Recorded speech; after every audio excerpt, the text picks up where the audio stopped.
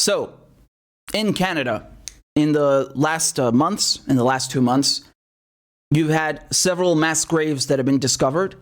Right now, the number stands at about 1,600 unmarked graves. These are Indigenous graves, the graves of Native children who were sent to residential schools, boarding schools. It's the same thing. They just have different names in Canada. And I mean, it's so gut wrenching, really. I did a whole report on this, full episode just yesterday on Press TV. You should go watch it. I interviewed Nick Estes. He's from the Lower Brule Sioux tribe, and he's a journalist. He hosts the Red Nation podcast, and he wrote about this in The Guardian. It's really extremely heartbreaking. So I talked with him about this subject. You should go check this out. It's on Press TV. Sorry, that's the wrong window. Here you go. So it's called Canada Mass Graves. It's on presstv.ir. You'll find it under shows and then the communique with Richard Medhurst. Go watch the full episode because it really goes into more detail. And I still want to tell you about what happened. So you had several of these residential schools in Canada. Here are their names. So one of them is Kamloops in British Columbia. Okay. And in Kamloops, what happened is they discovered 200 unmarked graves, 200 children on May 28th, 2021. So that's not even 2 months ago. And, they were found by the Kamloops First Nation using ground-penetrating radar. So you have to think that this is not like the government who found them or something. No. These are First Nations themselves. These are, natives themselves going and finding these things because the government literally buried these secrets. They kept this secret for decades and decades and decades because these residential schools, this is a program that lasted 120 years, right? And I'll tell you more about it in a moment. I just want to go through what's been found so far, which it's really heartbreaking. So that was on May 28th in British Columbia. The next one is Brandon. That's in Manitoba in Canada. Okay. And that was found on June 5th, 2021. There were 80 unmarked graves found there. Okay. On June 25th, there was a third mass grave that was found. And this was at Saskatchewan, over in Mariaville. Okay. It was discovered by the Cowessess First Nation, and they found 751 unmarked graves there. I mean, this is just unbelievable. I mean, one is heartbreaking enough. 751 in the same school. 751. That's like, there are schools who don't even have that many pupils, right? That's an entire school. And they found 751 graves there. It's the largest mass grave that they found to date. Okay, and this was on June 25th. And then the fourth mass grave, this was in Cranbrook on June 30th. There, it was the St. Mary's First Nation that found them. And it was at a school called St. Eugene's Mission Residential School. And they found 182 unmarked graves. And then a fifth mass grave was discovered on July 15th. Right? Or, excuse me, it was announced on July 15th. So that's not even, this is not even a week ago. And that was 160 unmarked graves. And it was discovered by the Penalacoot First Nation at Cooper Island Indian Industrial School. So all in all, we're talking well over 1,000 unmarked graves of Indigenous people, and most of them children. And the whole point of these schools, you have to understand something, is that, the way the Canadian government tried to portray them is that, they're here to civilize the natives. Again, it's this completely disgusting, racist, colonial mindset, right? You're like, we have to teach them the white man's way. That's what it is, right? And what they would do, they would go and kidnap, today you would call this kidnapping because that's what it is. They would literally steal these kids. They would forcibly take them from their parents in their tribes and bring them to these schools and treat them like this, right? So, these schools, the kids are going there, they got no medical attention, they were beaten, sexually abused, harassed, and killed, as we're seeing now, killed even. And you had this program lasting for 120 years. The last school that was closed is after I was born. It was closed in 1996. That's when they closed the last school. And this program went on for 120 years. So you have people alive today who were in those schools. And they were talking about how people would be disappeared, like they were killed. And no one would believe this. And the Canadian government, what they did in 2008 until 2015, right? They did this Truth and Reconciliation Commission. And this was basically to kind of, provide transparency to the issue of these residential schools and to document the extent of the suffering and everything that went on, basically. And they said that about 3,200 children had died in that system, in these schools, in these residential schools. And they did not even find these graves.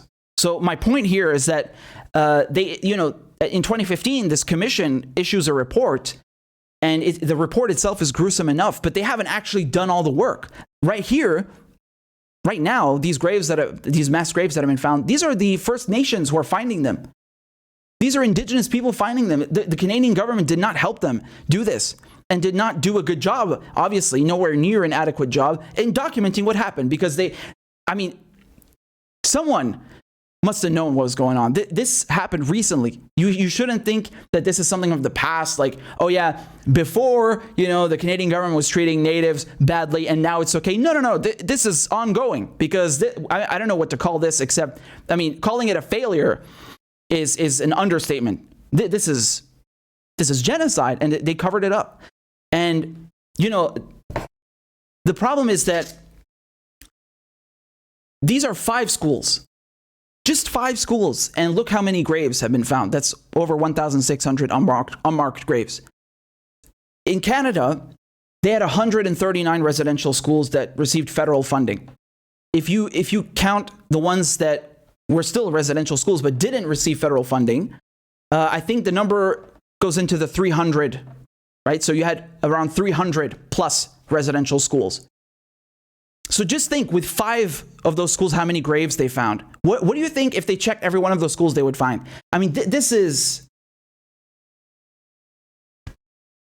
It's really gut-wrenching. And I want people to understand that the point of these schools was cultural genocide. So they would take these kids from their families on purpose to cut them off from their communities, to cut them off from their tribes, their language, their heritage, like to make sure that, they grow up and they can't continue the traditions, the practices, the culture, the language of their forefathers. It's cultural genocide, and that's the Canadian government's own report saying that in 2015, right? The Truth and Reconciliation Commission. And again, you don't need a whole report to tell me that. That's what it is cultural genocide. And in those schools, if they would speak their language, right? So if they wouldn't speak French or English, they would be punished, right?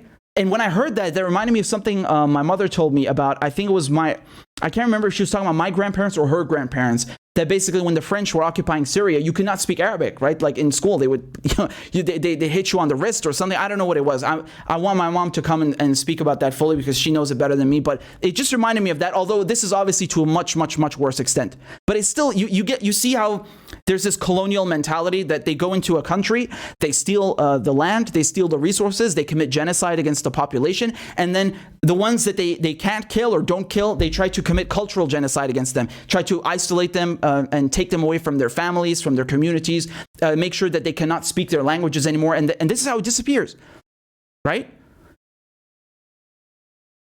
So it's extremely heartbreaking, really. And in Canada, like I said, it's around 300 plus schools with and without federal funding. And I think in the United States, they had 350 of these schools. Although, again, don't quote me on this. I don't know if all of them were federally funded, or that's including federal and non-federal ones. But still, it gives you an idea of the extent, and it shows you that this is these are colonial institutions, and they were widespread. They were widespread. It's I don't know, man.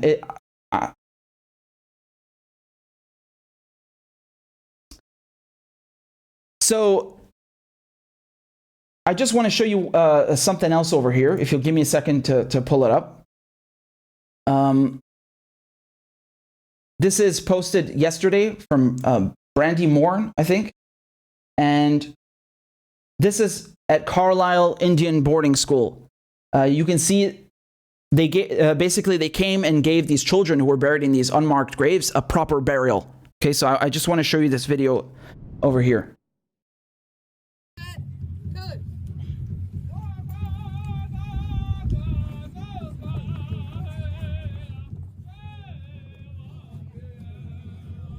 Let me just read you the caption quickly. So, Brandy Morin says, the most beautiful burial I've ever witnessed after over 100 years. The children who died at Carlisle Indian boarding school are laid to rest by the youth of this generation, wrapped in buffalo robes and back to the comfort of Grandmother Earth in their ancestral Lakota lands. So this is obviously, the burial is something that they've been denied on top of all the other things they've been denied. And, they talk about the neglect in those schools, like just medically neglected too. There was widespread disease. They wouldn't take care of them. Like, it's just so, it's really messed up. It's really messed up. And, I just, I don't know what to say, man. I don't know what to say. It's heartbreaking. And, it really shows you again how the whole, process of cultural genocide and genocide itself, when you come to someone else's country and you colonize it and erase them, this is just 1%, like not even 1%. It's just a tiny part of the overall suffering that is inflicted on the native population, right? Whether we're talking about Palestine, we're talking about Native Americans, it's the same kind of barbarism, and it's really interesting, the interview I had with Nick, because I asked him a question at the end. Why is it important that people, what is the connection between the Palestinian struggle and the Native American struggle? And because on the Red Nation website where he has his podcast, they have a quote on there that I'm paraphrasing here. I think it's the Palestinian struggle is the barometer hold on, I'm going to pull it up for you. The Palestinian struggle is a moral barometer of indigenous North America. That's the quote. Beautiful quote. And I asked him to explain it, and he said that, it's important for people to understand both because they're fundamentally very similar. They're unique in their own right, of course. And he also told me something I didn't know, which is that actually during the hostage crisis in Iran, at the U.S. Embassy, the Iranians did not trust the State Department and the Americans. So the Native Americans were actually the mail carriers between the hostages. I didn't know that. That is absolutely incredible. And there are lots of extremely valuable knowledge and insight that he dropped. So I really, really encourage you to go watch the episode and listen to the interview because he's really doing great work, and he's going to make a documentary about that. So I'm looking forward to that.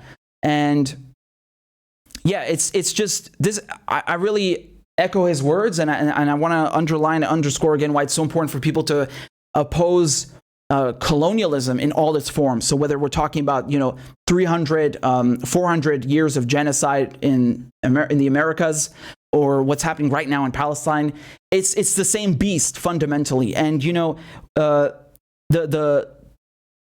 the natives, there's varying figures about this, but more or less 90+% of them were wiped out by disease, war, famine, and of course they still continue this practice even into the modern day. So my point here is, don't think this is something that was something a long time ago and everything is fine now. No, it's not. It's really not. Right? Like I said, there are lots of people who went to these schools who are still alive right now. Yeah. And they were robbed of learning their language or, learning their history, being with their families. I saw such a heartbreaking picture of how the parents, they were forbidden from seeing their children. So they would go and camp, across the road or across the street, basically outside the school, so they could watch their children who had been kidnapped from them in the school. I mean, this is really this is monstrous, honestly, what the colonizers, the settlers did to the natives there. Really. And again, this is recently. This is recently. This is now. This is not something like, a few centuries ago. It's not. It's a continuation of that. This is an extension. These schools are an extension of the genocide and the colonization of the Americas. That's what it is. So Very important topic and very, very heartbreaking, equally heartbreaking.